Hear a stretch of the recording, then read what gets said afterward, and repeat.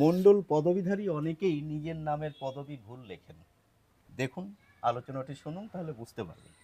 ম মূর্ধন্য নয় ড ল, এটিই হচ্ছে মণ্ডল বানান। কিন্তু সমস্যা কোথায় বলুন তো? এই যে মাত্রাহীন, দেখতে পাচ্ছেন এখানে কিন্তু মাত্রা নেই। মাত্রা না থাকলেই মূর্ধন্য, আর মাত্রা থাকলেই সেটা হয়ে যাবে দন্ত ন। তো বেশিরভাগ লোক কী করেন, এই জায়গায় মাত্রা দিয়ে লেখেন, অর্থাৎ মাত্রা দিয়ে লিখলেই কিন্তু দন্তন্য নয় ড হয়ে গেল। এটিই হচ্ছে ভুল।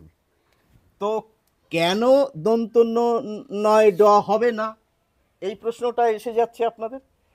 দেখুন, তার কারণ হচ্ছে মণ্ডল হচ্ছে একটি তৎসম শব্দ, আর নত্যবিধি মেনে এই জায়গাটিতে মূর্ধন্য নয়ই হবে। আপনারা কোনো অভিধান পাবেন না যেখানে লেখা রয়েছে মণ্ডল বানানটি দন্তন্য নয় ড দিয়ে লেখা। সুতরাং এটি লিখবেন না, লিখবেন কোনটি? এইটি, মূর্ধন্য নয় ড দিয়ে। অথবা পুরনো রূপে এটিও মূর্ধন্য নয় ড, এভাবেও লিখতে পারেন, কিন্তু এভাবে আমাদের কোনোভাবেই লেখা উচিত নয়। এবার কথা হচ্ছে, মণ্ডল শব্দের অর্থ কি? আমি তো বললাম পদবী।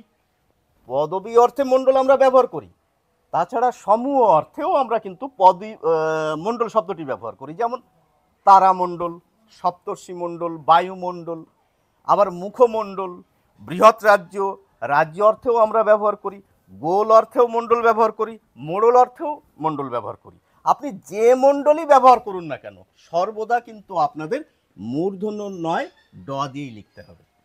আলোচনাটি কেমন লাগলো অবশ্যই জানাবেন। ভালো থাকুন।